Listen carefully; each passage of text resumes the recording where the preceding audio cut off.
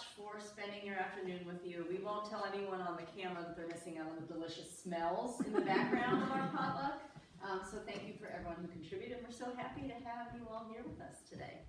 Yeah, and it's your favorite topic. It's your yearly reminder. Maybe, I mean, you hear it every day from us, but as a group, it's your yearly reminder of just rethinking what and how much you're doing. I know you're all doing a lot by just coming here, but it's always nice to kind of just stop and think, could I be adding something else, doing more in one area, or adjusting your program in another area, you know, which we'll all talk about as we go. But it's just food for thought. Going into the new year, it's a good time to do as well. And then it's our fun time to also celebrate with you guys for the holidays and for the end of the year, for making it a really awesome year with us. So thank you for that. Yes, thank you. There's a lot of information out there, and I think one of the reasons that we decided to do this presentation is everyone comes to us with questions like, well, how much, how often, like, should I be walking? I'm doing the class, is that enough? What counts as strength? What counts as stretching? What is, you know, there's so much. And so we just pulled together a bunch of resources to try to give you kind of an outline of what those things look like. So the American Heart Association is one of the big things we base a lot of our guidelines on, and that is for heart health. So that's the other thing, is you have to think about what you're exercising for, and we'll talk about your goals and stuff and how that impacts what you want to do. But for heart health, the American Heart Association guidelines are 150 minutes per week.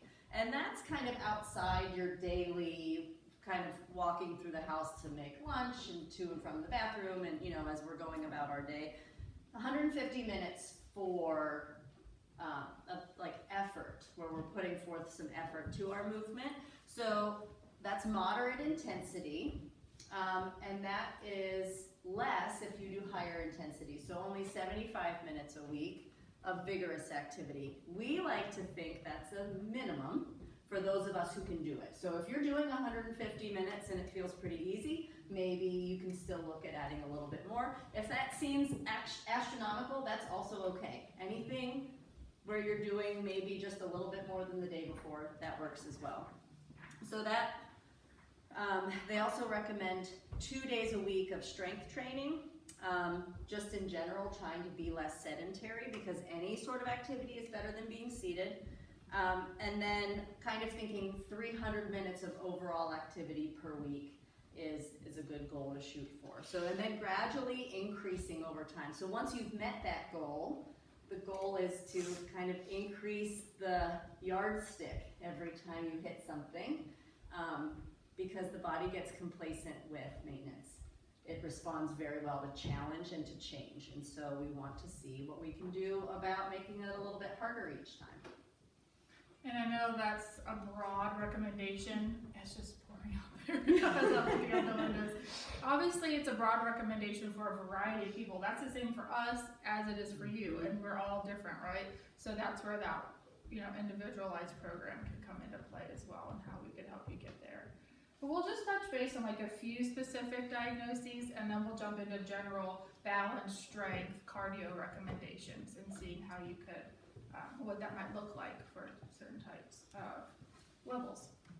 So one of the that we see often at the gym too is someone that's dealing with Parkinson's. So we're not going to go into, we have the handouts. If you want it, we'll make a copy, we'll email it to you. It'd be too overwhelming to go into that 3 times a week, 5 times a week for every single thing. Just highlighting the areas of focus. And then if you want the details on how often or how frequent, here's your jam right here, okay? And I'm sure we've told you guys this anyways, but it's good to have on hand, I think. So of course, it's similar to, everything is similar to that American Heart Association, okay? So cardio, aerobic activity. We know for someone that has Parkinson's, and that's you also hear for someone that has had a stroke, intensity matters. Getting the heart rate up, feeling like you're working at a, we call it perceived exertion, maybe like a 6, 7, 8 out of 10 for part of that workout. It doesn't have to be the whole time, but you're working towards getting the heart rate up. And then that strength training aspect, of course, always good, but for Parkinson's specifically, the core, the trunk, hips, shoulders, obviously depends on what you have going on. You might need more than that, but a lot of core, hips, back, posture muscles is good. And then balance, of course, balance mixed with dual tasks, balance mixed with standing, walking, dynamic tasks, coordination, making you do something while you're thinking while you're doing it.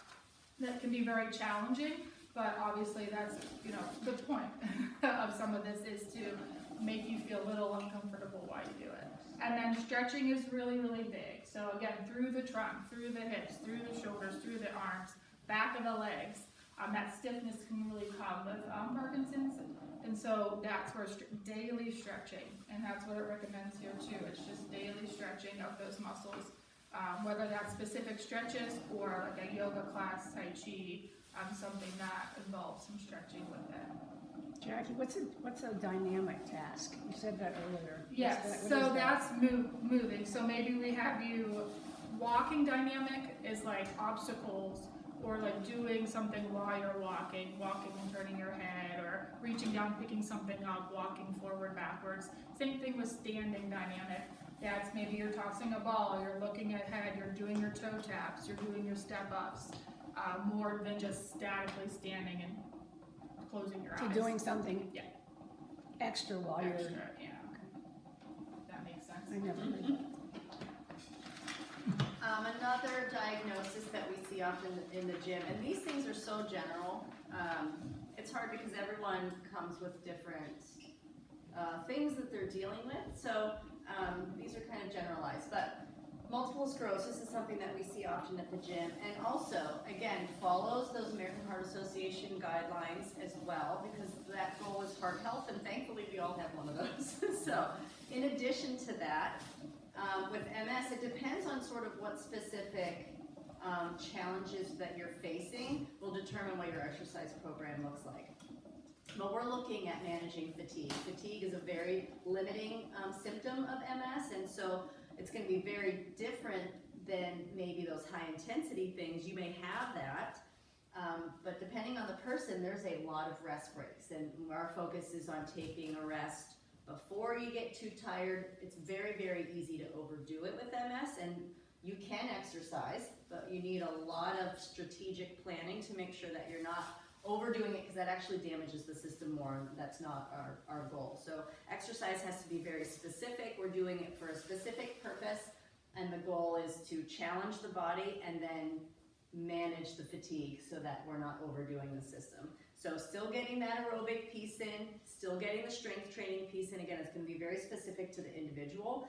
A lot of flexibility. So we see a lot of, in a lot of the neurological conditions, that tightness in the muscle, maybe hypertonicity where the muscle tightens without you even trying to do it. It does it on its own.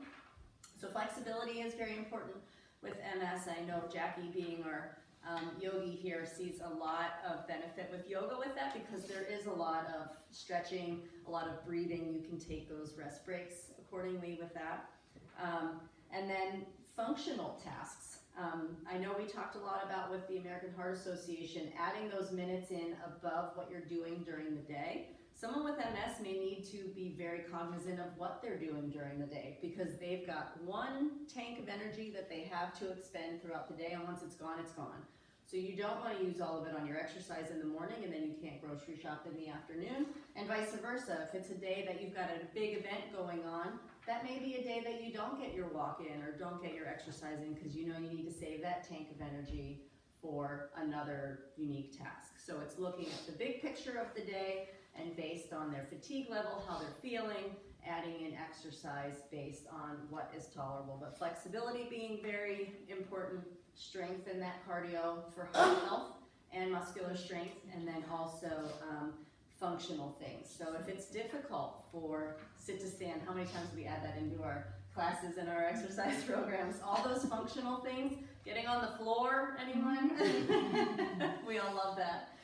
All those functional tasks are really important as well. So again, finding, based on the goal that you're working on, how to add exercise, add some rest, so that we're not overdoing the system as well. And that kind of goes for similar diagnoses like MS, but that's affecting the muscles, the connection to the muscles, and you're dealing with a lot of fatigue. Some of those same strategies can be applied to that as well.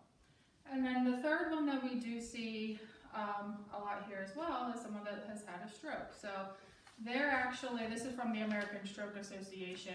They kind of end up right where the American Heart Association does. So their thing is, right after the stroke, you're just focusing on increasing general activity, right? You're obviously doing physical therapy and whatnot, but just trying to be more active in general. It could be a general, exercise class, but it could just be stuff around the house. Then, while you're a little further down the road, you can start to add in more intensity. So they say maybe you start to do moderate intensity, and then maybe just start that like 10 minutes, and then work your way up from there.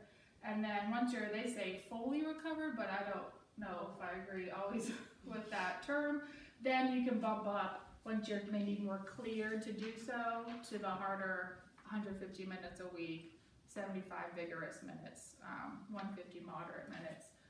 So they have it kind of broken down into like a little earlier, middle of the road, later within your recovery phase. But the same rules apply, right? Cardio, intensity is really important for someone that's had a stroke. Walking volume, there's a lot of research with the walking volume versus the quality. Just doing it and getting the repetition in shows that can benefit the whole body. And the strength training, the balance training, the flexibility all comes into play as well, especially for the affected side, because again, that spasticity can interfere with a lot of movement. Okay? Is it always an affected side, or can it be both? It's usually one side. Sometimes there's a certain part of the brain that can affect both, but it tends to be one-sided. Yeah. Okay. So that's just a little highlight of the few, and I know not everyone fits into those. Someone just, but I think all rules apply to a lot of everyone that's here. We've got to hit those components, and that's what we're going to get into with cardio next. Yes, so I'll talk about the cardio piece. So specifically, that moderate to high intensity is 60 to 80% of your heart rate max. Now, there's a couple ways to figure out your heart rate max. We have a general chart over there, but we also have a heart rate max calculator. So we can figure out that range for you and give you that target range to where you want to be exercising in. That would require you to kind of have some sort of heart rate monitor, either using the one that we have here, or a lot of watches do that cardio now. But just some examples of cardio exercise would be like bike, stepper, walking either outside or on the treadmill. Typically if you're doing incline, that gets that heart rate up a little bit more with walking. The arm bike, elliptical, swimming usually gets that heart rate up. Even certain types of like strength training can get that heart rate up into those cardio levels as well, especially when you're getting into like circuit training, interval training, those kinds of things. But really you want to make cardio enjoyable for you and gear it towards your goals, because if you're not enjoying it and you're not working towards something, you typically won't do it, right? Outside of here, at least. Right, so you want to like really look at your specific goals and what you're looking for, and we'll give some specific examples as we get further along. But does anybody have questions about that heart rate percentage or heart rate max? No. Okay, cool. All right. So I just want to talk about cardiovascular endurance versus muscular endurance, because these are two different things, right? So cardiovascular endurance is your ability for the heart and the lungs to pump oxygen to the muscles while they're working, okay? And that's like over a period of time while you're working. Muscular endurance is the ability of the muscle to contract over that period of time, okay? So you need cardiovascular endurance and muscular endurance to do functional activities over a period of time, right? So those are a lot of the things that we work on here. And things that you can incorporate at home as well.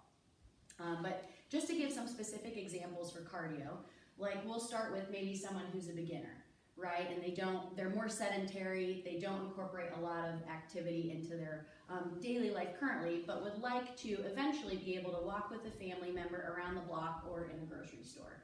So what that might look like is we start with 5 to 10 minutes on a recumbent bike and just see how we do with that.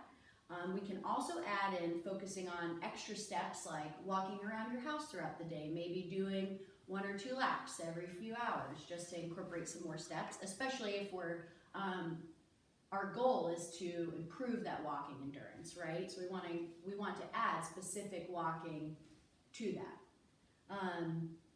Using a pedometer or a phone app can help track how many steps you have, and that gives you like an objective goal as well to see like, okay, I got this today, what can we progress to tomorrow? So basically all of this is about 70 minutes a week, and the goal is to gradually increase that up to that 150. So we start low and we gradually work our way up, okay, for that beginner. So for our advanced example, we have someone who is a client, they have Parkinson's, and they're already exercising, but they want to maybe progress that a little bit further. So first we have to determine what type of cardio is the safest, right? Whether that be like the treadmill, the bike, the elliptical, or circuit training with strength. We can incorporate interval training. So instead of just riding a bike for 5 minutes, maybe we have them rest for, or not rest, but they're comfortably pedaling for about a minute. And then for 30 seconds, they're going as fast as they can. Then for another minute, they're comfortably pedaling.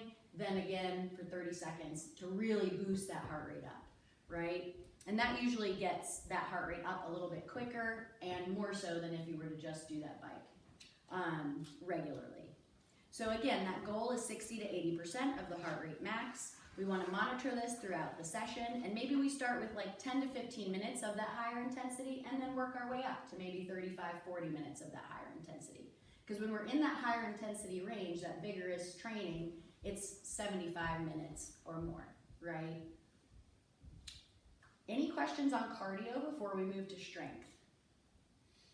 And I think one of the things, like based on what Sarah was saying, it's hard because the guidelines are the same. We're saying to all of you, it's 150 minutes, and someone's like, well, I'm here and they're over there. How can we all be kind of meeting the same guideline? So you can see by those 2 different examples how one person's taking little bits and spreading it out through the week because that's what they can tolerate, but still a goal that matches the person who's doing a lot, maybe doing 45 minutes in one session, but theirs is vigorous and they only need to do 2 of those sessions. So though the goal is the same, how we get there is going to vary depending on how each person functions and what their goals are and what the things they want to work on. So though those examples might seem like neither fits you, you can kind of find where it falls on that continuum of everyone's reaching for the same goal, but we're all going to get there maybe different ways. And I just feel like this piece often gets missed, especially in just the PT clinic. We don't have time to address it.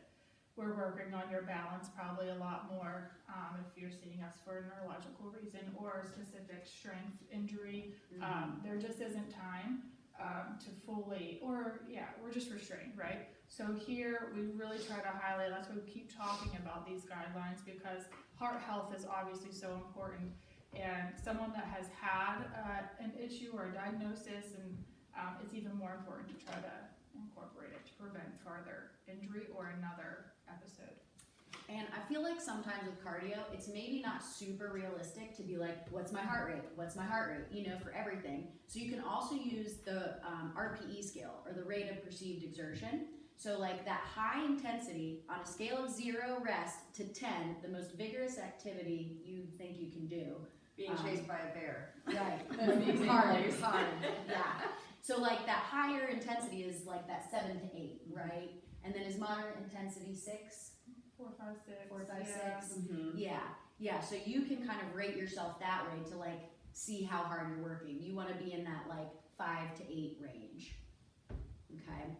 I think that's missing in my daily life. It's really hard for me to do cardio. I mean, I used to do the treadmill back in the day, but And it's the least appetizing, I feel sometimes. Yeah, totally. I have to take this amount of time to just, but that's why I try to, routines, obviously make it routine, but find something you can somewhat enjoy, and like you can see the benefits and a goal from it.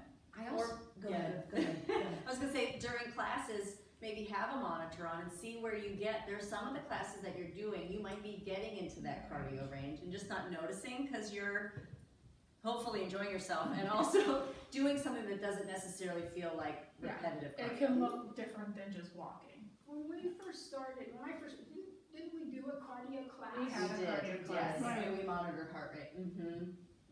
Yeah, and that's one we've talked about bringing back, but I would do that. Yeah, you and Wiley were the two staunch supporters. And then all of a sudden, because sometimes you'd start on the bike out here too, and then Right. end up in there. Yeah. I forgot about that. You're right. That's back in the day. Yeah.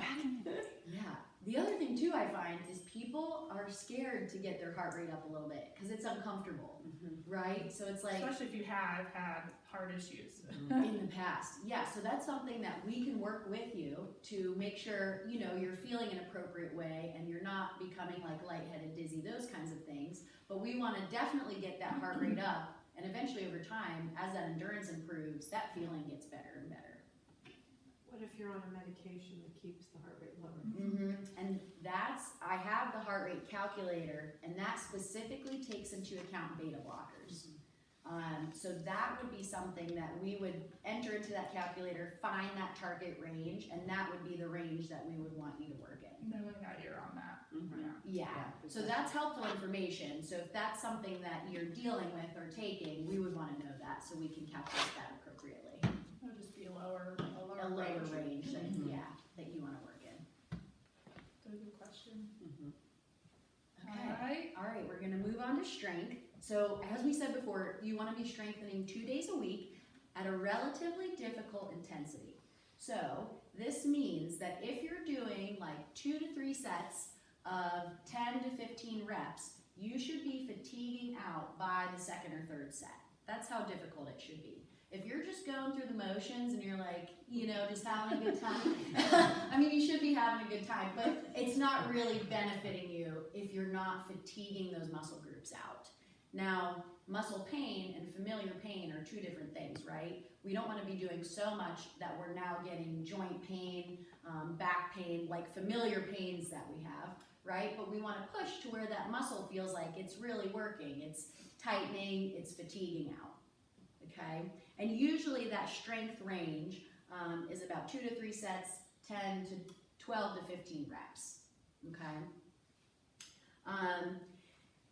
As we go on, time-wise, we don't want to stay stagnant with weights or repetitions, right? So we want to make sure that if we're working with like a 3-pound weight for bicep curls, we're not doing that for months and months and months, right? We want to make sure we're progressing that weight as time goes on to make sure that we're progressing the strength of that muscle, right? So, for example, if you're doing a group class, we might be using 3-pound weights for a long period of time, right? But maybe now, after this presentation, As Jen starts handing out other weights, like Jen's right, Because it's easy for us in one-on-ones to make you do heavier. right. But group classes, you're somewhat in charge of your own weight, except for we do recommend. For sure. You can do other things, but Or if you're doing your own program too. yeah, at home. Right. And I think, like, for example, in some of my classes, like, I have people grab lighter weights because we're doing it over an extended period of time for like a minute. So you're fatiguing out with that, right? And that makes sense. But if you feel like you're just going through the motions, maybe you grab 2 sets of weights. So like a 3 and a 5. So for those other, you know, for the easier exercises, you can really push it a little bit. Yeah, I like having the 2 sets because bigger muscles versus smaller muscles, you can do Yes. The other thing too is that you don't want to do the same muscle groups like consecutively. So if you're doing the same program every single day, you're not allowing those muscle groups to rest and recover, because during the rest and recovery time is when that strength actually improves. So typically with strengthening, if you're going to do 2 days a week, maybe we do it on a Monday, Wednesday, or a Monday, Thursday, instead of like Monday, Tuesday, you know what I mean? Or if you're strengthening 4 days a week, maybe 2 days you're doing arms and back, 2 days you're doing core and legs, right? So we're just incorporating different muscle groups during those times. So just some of the benefits of strength training. This can improve posture, bone health, joint and muscle pain, heart health, organ health, mental health, glucose levels, flexibility, and can help decrease risk of injury. Okay, so a lot of good benefits, but your goals matter here too. So just like cardio, if you're just strengthening without goal, you're not really going to keep up with it, right? So you want to make sure you set those goals and we gear that strength program toward those goals. And then like Shannon said, that variety is key. So you don't want to do the same thing all the time, right? We want variability, we want challenge, because your body responds well to those challenges. So now we're going to talk about the difference between muscular endurance, muscular strength, and muscular hypertrophy or muscle growth. Okay, because those are all three different things too, right? So we've talked about the muscular endurance, and just as a reminder, this is your muscle's ability to contract against some sort of resistance or gravity over an extended period of time.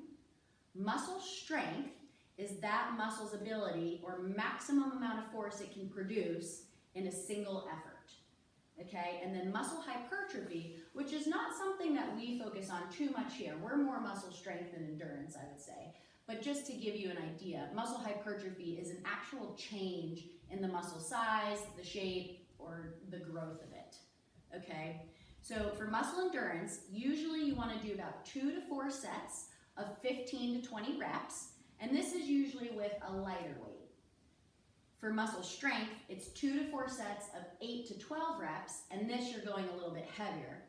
The muscle hypertrophy, this puts a lot of stress on the body. This you're doing less, so you're doing 2 to 4 sets of like 6 repetitions at 70 to 85% of a 1 rep max effort of the like max strength of that muscle.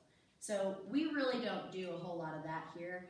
If you're interested in learning more about that, I can talk more about it, but if not, we'll just move on to the examples.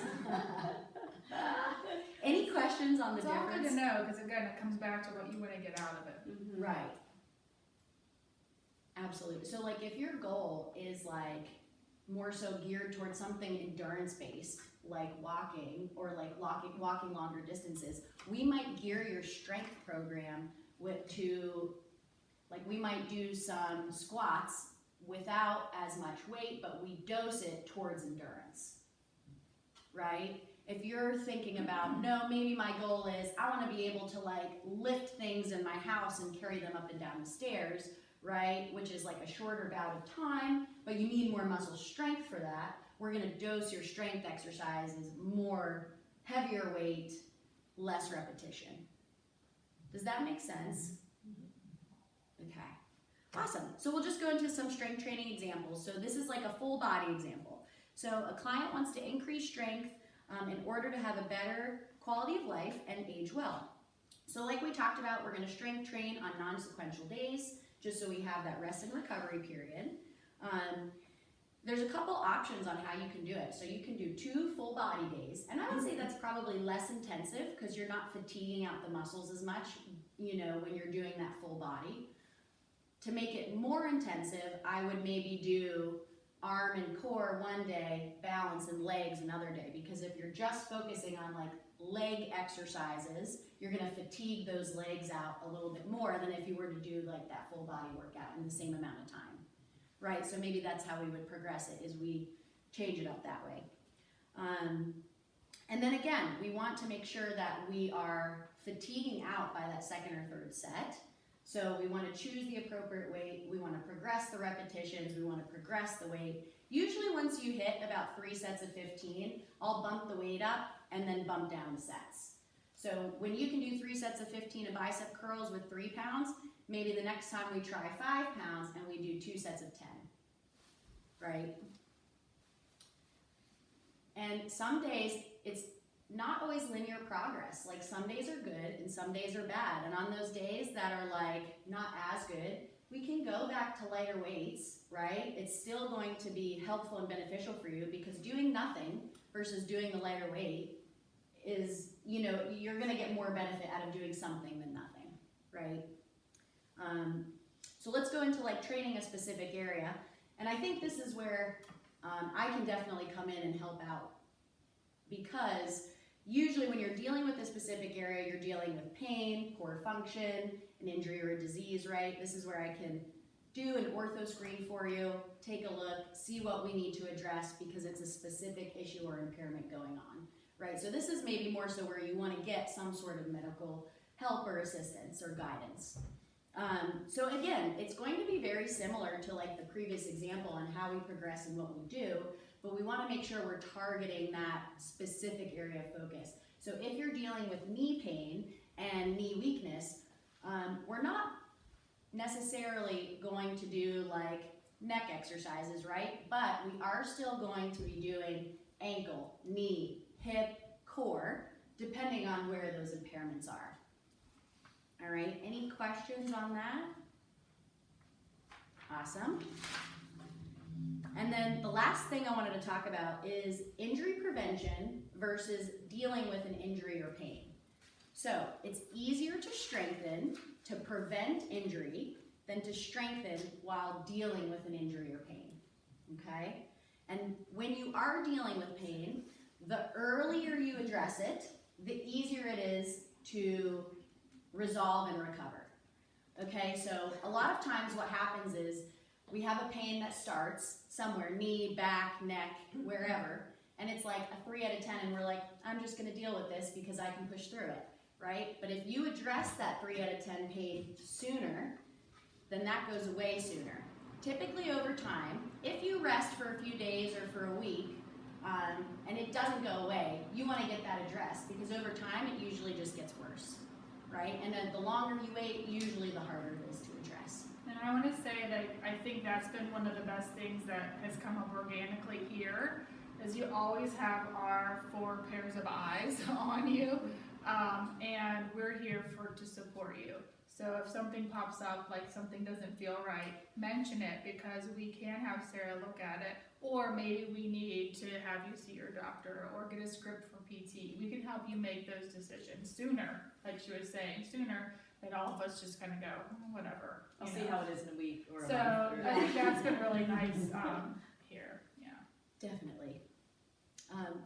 But just to go back to the injury prevention, what this may include is exercising regularly, proper form with exercising, incorporating a warm up and a cool down, healthy eating, hydration, and proper sleep.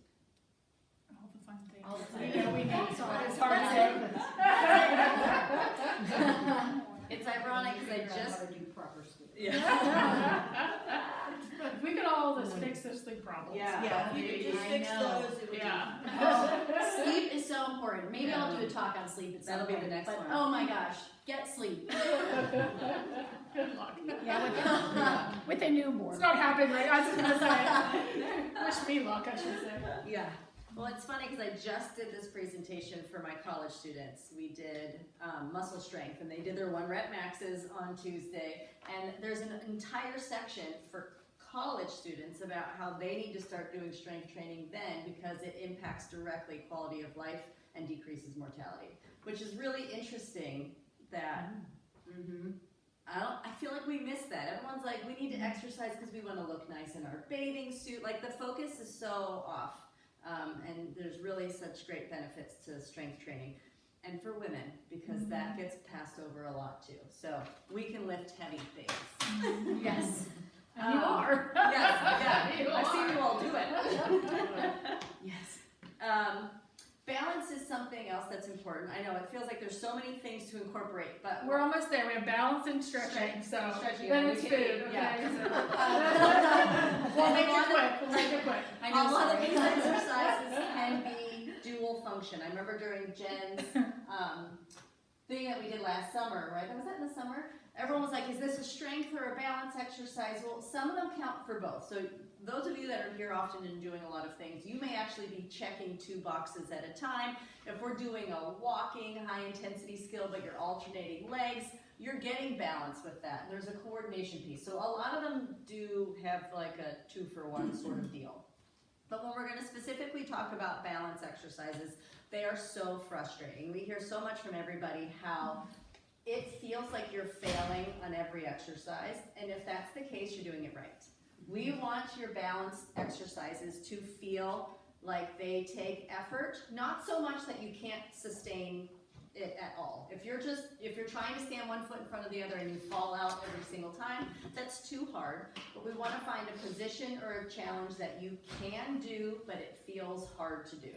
So though that is very frustrating, that's the level of challenge that you want it to be. So we're always asking, is this hard? Yes. Is this, mild, moderate, hard? Like, Mhm. we're just trying to up it as much as we can while you're successful. Yeah, so it makes them also inherently uncomfortable from like a safety standpoint. So if those exercises feel too unsafe for you, we always have people do their balance exercises at home without distractions in a safe place. You're never doing, although I did have one guy used to do them at Waterworks Mall as he walked up and down, doing head turns. Yeah, I don't know. So finding a safe place to do it so that you can feel like you can challenge yourself really matters, because we don't want you falling also doing these balance exercises, but it does need to be at a level that feels slightly outside your comfort zone, that you have to work to maintain your balance, and the goal is that those should be 1 to 2 times a week. There's a wide variety of exercises that exist out there, and the ones, you might only need a certain kind. You might be really great at one type of balance exercise and need help with the other. So having a PT or someone here, having someone look at your balance is important to decide what specific things you would benefit from, but 1 to 2 days a week for those as well. Did you want to give me examples? Or every day. Well, and just in moving, just in being up and about and involved in your day, you're going to experience, Yeah. but at minimum 12. And it all, like we said, we keep saying, it all depends what your issue is, because the balance is made up of vision, sensation, sensory input to your feet, and then your inner ear. So if you have an issue with any one or two or all three, then there's specific avenues we go down with exercise, balance exercises to address those. Okay, so we're thinking about it all when we kind of assess you. A couple of the balance exercise examples, again, someone that's just looking to, this is where we all hopefully come to us, is where it's before it becomes too much of an issue. So you might just be having some mild balance issues you're noticing, walking to the mailbox, walking to, gardening, getting to the, whatever it is outside, walking through the yard, or maybe up steps, now you have to hold on to the railing.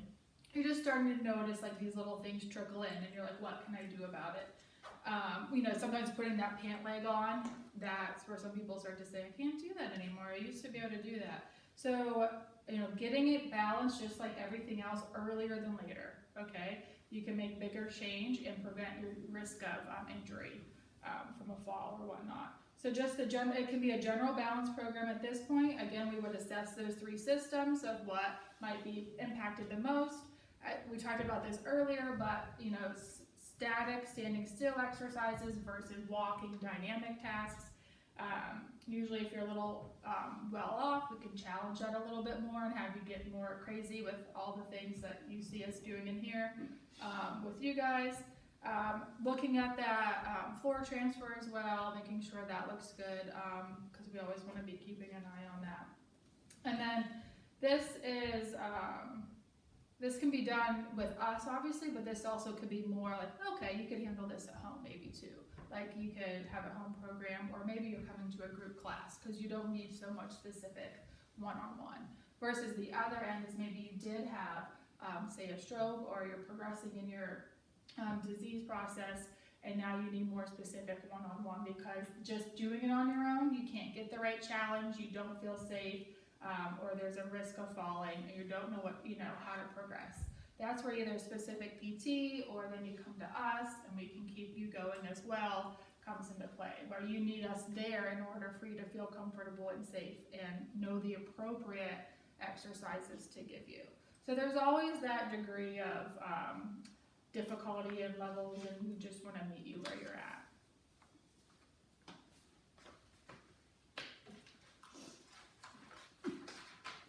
Any questions about balance? And most of you take my classes, so you're kind of used to my presentation every day. You do hear it quite a bit. So there are lots of ways to work on it. I definitely feel like it's something that a daily attention, if we can give daily attention to it, working it a little bit throughout your day, or even just acknowledging your daily tasks that are leading to balance. So when I say we're doing the grocery shopping exercise, and we're walking in a straight line, but then we turn our head. So when you're out doing your daily tasks, you can be intentional and thinking about that stuff. Sometimes we do things in our daily life, and then we come to the gym and we think they're separate, when they're not. They're really integrated, and it's not that we're just working on a task and then we go and live our life. We're doing both simultaneously, and they really work together very well. So, but always ask. So those of you who are in my class, we're gonna work on balance every single day. You're gonna do some element of it. But in here, it'll be part of your program if you're doing a one-on-one, but I would definitely encourage you to increase that, because it's a skill. Balance is a skill. It gets better when you practice it, and it diminishes when you don't practice it. So whenever you can work it into your daily life is good. When do I like to work it in? Every day. Every day. When you're standing at the sink, when you're making your toast. When I'm making toast, when pumping gas. You might be at the gas pump, you might be standing on one foot or maybe in a kickstand position. So you can really just do it all the time. Just a little bit here, a little bit there. If you can just fall in love with moving and challenging yourself, and even if you don't, you're like, well, I know Barb's doing it, so I'm gonna do it today too. And so you can think about each other. Peer pressure. Accountability. And then you guys can share, and you're like, Amy, did you do yours? And it does feel better to do things with someone. I always say, because I like going to a class, I like to work out in a group. That's my favorite way to work out, is in a group. Because I prefer suffering with others in the best possible way. So, not that it is really a joy, and it's such a great thing when it's done. When it's over, it's like a big celebration, right? In the moment, it's you're doing what needs to get done. It's kind of like, if you don't like vegetables, well, you eat your vegetables because you know it's a good thing to do, right? I know this is good for me. I'm going to do that, but then I also get to have something else I really love doing. So find different ways to do it. Find things that you do enjoy doing, and if you don't enjoy doing it, either let us know and we can help you find something else, or do it with a friend. Have accountability. And this is the other thing that I hear, is that people forget, I never remember. I can't remember to do it. So I would recommend leaving yourself some notes, little tiny notes all around your house, in your car, wherever you want to, just leave it a note, which I'm gonna kind of transition into working flexibility, which is working on our posture. So as you're doing your balance work and you're working on your posture, that's another way you can do it. You can do that in your car. You're working on your posture in your car. You've got, we're sitting in our car, we're driving around town, right? We're gonna start sitting up taller. If we can do that in our car where we're nice and safe and there's no balance challenge, then when we step out of our car and we start to live life, walking around and grocery shopping and going to the post office and so on, then it's all gonna work together really nicely. So leave yourself some notes all around the house. Even write them on your hand if you really have to. If you can't remember, take them with you. As far as flexibility goes, being able to take those muscles that are attached to our bones and stretch them out in a slow and controlled manner, not in a ballistic way. When you're starting your exercise program, let's say you walk in the door, you're gonna go on the bike, you're gonna get warmed up first, and then there might be some light stretching, but not something that you're gonna necessarily hold. You're just getting the body ready and prepared for the work that's coming. When you start working on some flexibility training, for instance, let's say you come in and you've got low back pain, and you've got tight hamstrings, and you're gonna wanna focus attention on those areas that are your biggest challenge. So you're gonna wanna be able to warm those muscles up, and then you're gonna stretch them in a slow and controlled manner, and you're gonna do holds. So if you've gone through your you've done your bike or you've come to class and we've done the warm up and you've gone through the exercise, and at the end, that's when we spend a little bit more time focused on those other areas.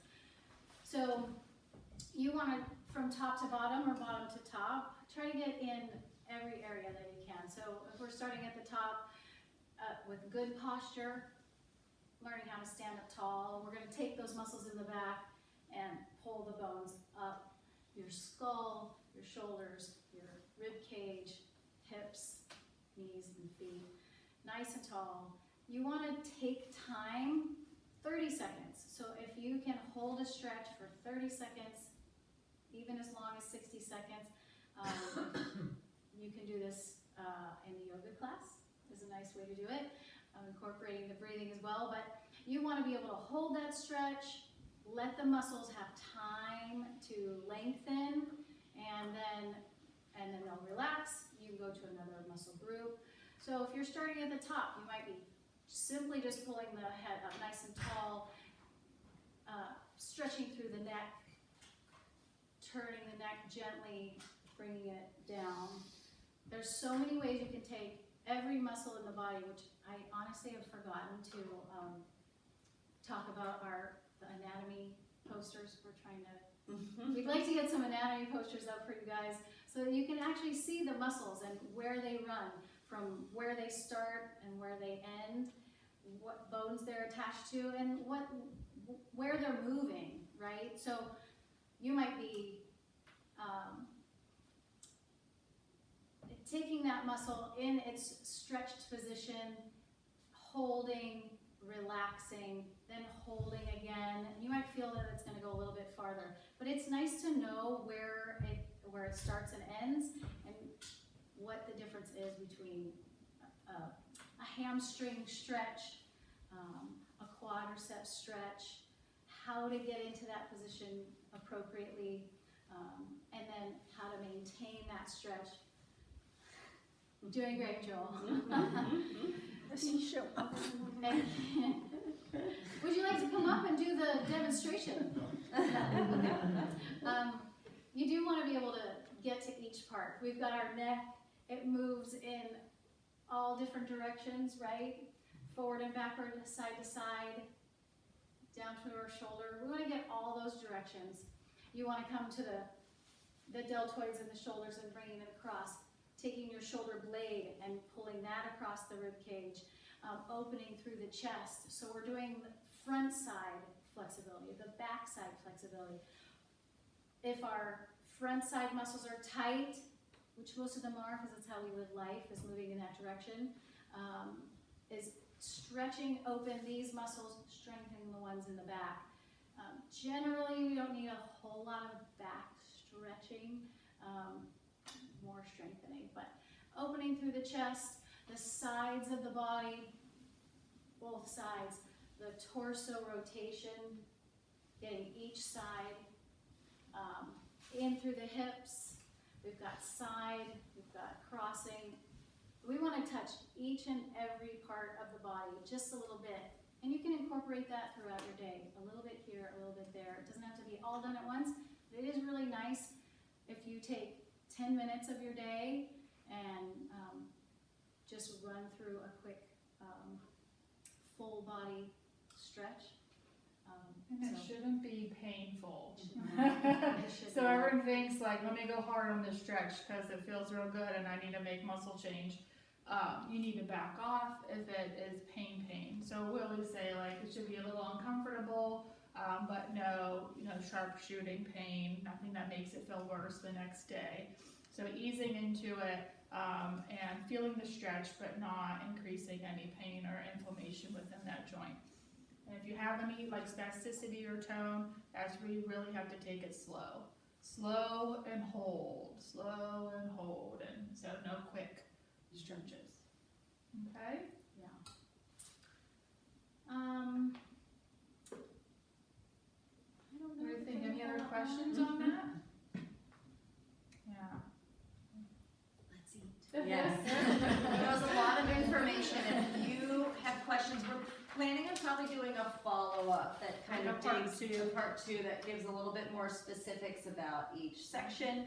And if you have specific questions about you, we can do just kind of a one-off, one-on-one session to really go through a program if there's something in particular that you have questions about that are specific to Yeah. your goals. So, And just start thinking for the next time you're here or next week or what could you do to like up it just 5%? yeah. Does everyone have one takeaway that they can add to their program today? Or an idea. An idea? And if you don't know, that's why we're here. Yeah. If you're like, I'm overwhelmed, I just, Yeah. And we can email you a copy of the PowerPoints. Mm-hmm. Okay, we just didn't have it projected today, so we can email it to you, or you can have copies of like these specific diagnoses ones as well. And if you want someone to hold you accountable, we are more than willing to take that one thing you said you're gonna, in your head, that you're gonna add. Yeah. We can tell your buddy, and your buddy will keep you in line, or we'll be happy to put it on the mirror in the group fitness room to remind you as we head into 2025 what you promised you would do for yourself. So. Maybe we will do that. I like that. I got to see everyone's wonderful things that you've accomplished since joining the gym. And everyone had made these wonderful things. I can pick up my grandchild. I can walk through the grocery store. I'm still working and didn't think I would be. Such wonderful, wonderful things. And onward and upward into 2025. Thank you Thank guys. you. You're Thank awesome. you. You inspire us every day, so Yes. thank you. All right, food.